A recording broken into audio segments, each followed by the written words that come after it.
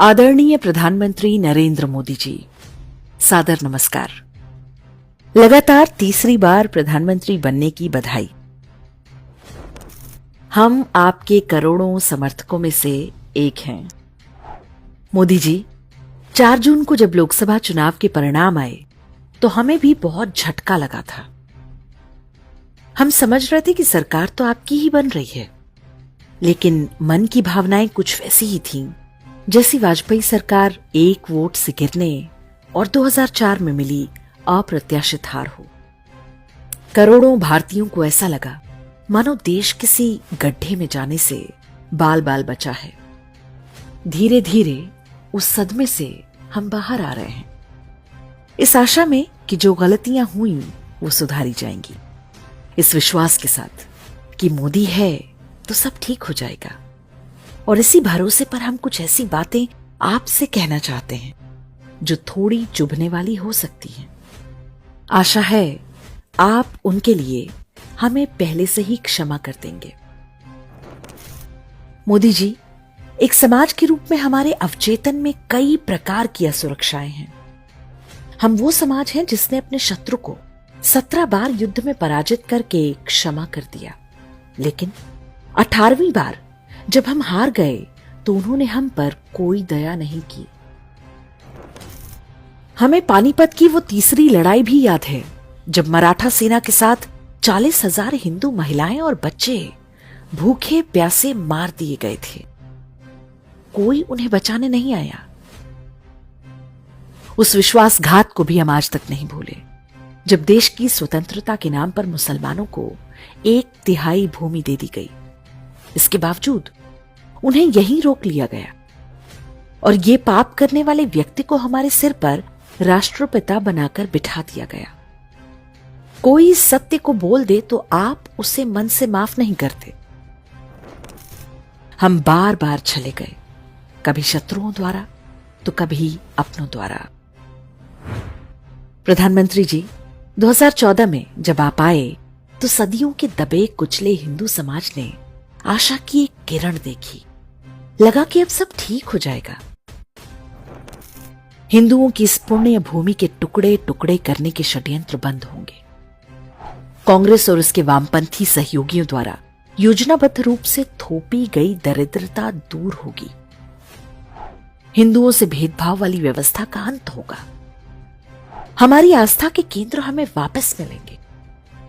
Cinema से लेकर साहित्य तक हमारे देवी देवताओं का अपमान अब समाप्त होगा। हमारी सभ्यता के हर उस मानबिंदु का सम्मान होगा जिसकी वो अधिकारी है। स्कूलों में हमारे बच्चों के मन मस्तिष्क में अपने ही धर्म और संस्कृति के विरुद्ध जहर बोने का खेल खत्म होगा। हिंदुओं को बांटने वाला वो हर प्रकल्प बंद होगा जिसे कांग्रेस ने बहुत सोच समझकर खड़ा किया था।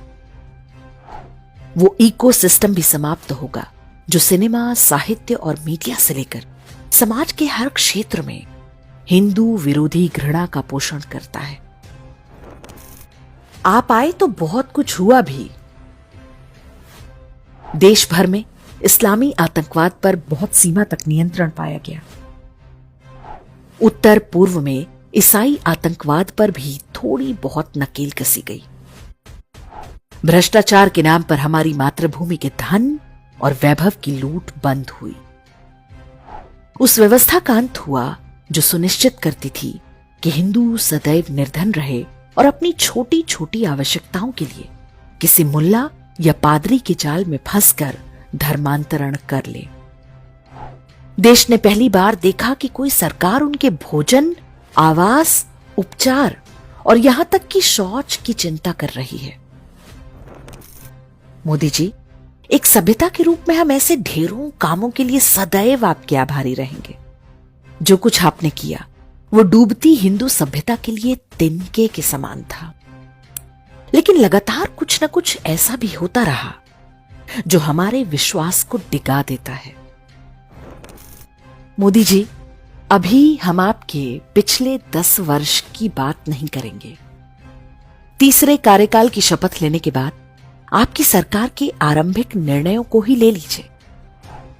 आपने प्रधानमंत्री आवास योजना के अंतर्गत 3 करोड़ नए मकान बनाने की योजना पर हस्ताक्षर किए। क्या आपको याद नहीं रहा कि पिछले कार्यकाल में जो 4 करोड़ मकान बनाए गए, उनमें से लगभग 35% लाभार्थी मजहब विशेष के थे। वही जो चुनाव में आपको हराने के लिए पूरी ताकत से जुटे थे। वे ही जो आबादी बढ़ाकर एक दिन इस देश को हड़प लेने का सपना देख रहे हैं। परिवार तो उन्हीं के बढ़ रहे हैं। आप किसी सरकारी एजेंसी से सर्वे करवा लीजिए, पता चल जाएगा कि 3 करोड़ मकानों में से आधे उन्हीं को मिलने वाले हैं। तो क्या यह कहना गलत होगा कि प्रधानमंत्री बनते ही आपने पहला निर्णय उनके विरोध में ले लिया जिन्होंने आपको वोट देकर जिताया? जम्मू के रियासी में वैष्णो देवी जा रहे तीर्थ यात्रियों की गलती केवल इतनी सी थी ना कि वे उस रास्ते से ठीक उस समय गुजर रहे थे जब आप शपथ ले रहे थे। क्या आपने उन लोगों के परिवारों को प्रधानमंत्री राहत कोष से कुछ देने की सोची? मन में विचार ही नहीं आया होगा। मरने वाले हिंदू थे ना। लेकिन 3 दिन बाद कुवैत में एक प्राइवेट कंपनी में आग से कुछ भारतीयों की जान गई तो तत्काल उन्हें 2-2 लाख रुपए देने की घोषणा हो गई। इसका कारण क्या है, क्या हम समझते नहीं? कुवैत वालों का तो कंपनी का बीमा भी रहा होगा। रियासी में जो मारे गए वे तो बहुत गरीब लोग थे। क्या जम्मू कश्मीर सरकार के थोड़े से मुआवजे पर उनके परिजनों की जिंदगी कट जाएगी? ये तो वो लोग रहे होंगे जिन्होंने आपको ही वोट दिया होगा, आपको अपने परिवार के सदस्य की तरह मानते रहे होंगे। क्या आपने उनके परिवारों का हाल जानने अपने मंत्री को भेजा? मोदी जी, आपकी शपथ के अगले ही दिन पाकिस्तान के सिंध में भगवान राम का मंदिर तोड़ दिया गया। वहां रखे रामायण और गीता को फाड़ दिया गया। आपसे तो कोई आशा नहीं थी, लेकिन आपके विदेश मंत्रालय ने भी हमेशा की तरह कोई बयान नहीं दिया। उन्हें यह कहने से कौन रोकता है कि यह नेहरू लियाकत पैक्ट का उल्लंघन है? यदि पाकिस्तान हिंदुओं को सुरक्षा नहीं देगा तो भारत भी मुसलमानों की सुरक्षा का आश्वासन नहीं दे सकता। यही हमला किसी गुरुद्वारे पर होता तो क्या तब भी आप चुप रहते? तब तो आप अपने मंत्री को गुरु ग्रंथ साहिब सिर पर उठाकर लाने के लिए रवाना कर चुके होते। सिखों के लिए आपकी संवेदना से हमें कोई आपत्ति नहीं, लेकिन पाकिस्तान, बांग्लादेश या विश्व के किसी कोने में हिंदुओं पर हमला होता है तो वो संवेदना कहां चली जाती है? मोदी जी, आप देश का एजेंडा तय करने के लिए जाने जाते रहे हैं, लेकिन संविधान के मुद्दे पर कांग्रेसी दुष्प्रचार तंत्र ने आपको घुटनों पर ला दिया। पूरे चुनाव में आप सफाई देते रहे, उन्माद की सीमा तक पहुंच गए और कहने लगे कि डॉक्टर अंबेडकर भी संविधान को नहीं बदल सकते, किसी को संविधान को हाथ नहीं लगाने दूंगा, इत्यादि इत्यादि। डॉक्टर अंबेडकर के संविधान को बचाना ही है तो पहले उस 42वें संशोधन को रद्द कीजिए जिसके माध्यम से इंदिरा गांधी ने संविधान की आत्मा को ही रौंद डाला था। आप संविधान में संशोधन नहीं करेंगे तो उन धाराओं को कैसे हटाएंगे जिनके कारण भारत में हिंदू दूसरे दर्जे का नागरिक बनकर रहने को विवश है? हम तो आशा लगाए बैठे थे कि आप आरटीई एक्ट हटाएंगे जिसके कारण देश भर में हिंदुओं द्वारा संचालित हजारों स्कूल बंद हो चुके हैं। ये कानून हिंदुओं से कहता है कि या तो स्कूल बंद कर दो या धर्मांतरण कर लो। हम तो सोच रहे थे कि आप उस अनुच्छेद 25 को हटाएंगे जिसके कारण धर्मांतरण हो रहे हैं और भारत को इस्लामी और ईसाई देश बनाने के सपने देखे जा रहे हैं। मोदी जी, अनुच्छेद 28 और 30 का क्या होगा जो हिंदुओं को धार्मिक शिक्षा देने से रोकता है लेकिन मुसलमानों और ईसाइयों को छूट देता है? उल्टा आप तो एक हाथ में कुरान दूसरे में कंप्यूटर टाइप बातें कहने लगे। क्या आपको पता है कि एनसीईआरटी की पुस्तकों में आज भी हिंदू विरोधी जहर हटा नहीं है? क्या हम समझ नहीं रहे कि वो आपकी प्राथमिकता है ही नहीं? उच्च शिक्षा पर आज भी पूरी तरह से वामपंथियों और इस्लामिस्टों का कब्जा है। आपको कोई ये बताने वाला नहीं है कि बिना वैचारिक स्पष्टता वाले चापलूस किस्म के लोगों को वाइस चांसलर बना देने से कुछ नहीं होगा। जिसे आपने बीएचयू का वीसी बनाया था, वो कैंपस में इफ्तार पार्टी और ताजिए का जुलूस निकलवाने लगा। जिन अयोग्य लोगों को आपने देश के सबसे बड़े पत्रकारिता संस्थान का प्रमुख बनाया, वे अपने पूरे कार्यकाल में वामपंथियों के आगे दुम दबाए घूमते रहे। आपने ऐसा कोई तंत्र विकसित ही नहीं किया जो अच्छे लोगों की पहचान करके उस इकोसिस्टम का निर्माण करे जो आपके विरोधियों के हर झूठे नैरेटिव को पहले ही परास्त कर दे। स्कूली शिक्षा से लेकर उच्च शिक्षा तक के क्षेत्र में आपकी सरकार की असफलता एक सभ्यता के रूप में हमें बहुत महंगी पड़ने वाली है। संभवतः आपको कोई अंतर भी नहीं पड़ता, अन्यथा धर्मेंद्र प्रधान जैसे अकर्मण्य व्यक्ति को दोबारा शिक्षा मंत्री नहीं बनाते। प्रधानमंत्री जी, सबको आशा थी कि आप आएंगे तो देश के हजारों मंदिरों पर सरकारी कब्जे का कानून खत्म होगा। हिंदुओं से भेदभाव की इस छोटी सी व्यवस्था को आप बदल नहीं सके, शायद बदलना भी नहीं चाहते। भारत में तेजी से बढ़ती मुस्लिम आबादी और हिंदुओं की घटती संख्या पर आपकी आर्थिक सलाहकार समिति की एक रिपोर्ट आई थी। देश भर में जनसांख्यिकीय परिवर्तन हो रहा है, विशेष रूप से सीमावर्ती क्षेत्रों में। एक राष्ट्र के रूप में हमारे अस्तित्व के आगे ये सबसे बड़ा खतरा है, लेकिन आपने उसे रोकने के लिए क्या किया? क्या आपकी सरकार मुस्लिम जनसंख्या के अनुपात को 1947 के स्तर पर ले जाने के लिए कोई दीर्घकालिक योजना बना रही है? यदि नहीं, तो ये मानकर चलिए कि 2-3 दशक में ना तो आपकी पार्टी की राजनीति बचेगी, ना संविधान। हिंदुओं के साथ क्या होगा वो हम कश्मीर से लेकर केरल, बंगाल और उत्तर पूर्व में देख ही रहे हैं। डेमोग्राफिक चेंज रोकने के लिए कुछ करना तो दूर, आपकी सरकार सेना से लेकर यूपीएससी तक में मजहबी समुदाय की एंट्री सुनिश्चित करवा रही है।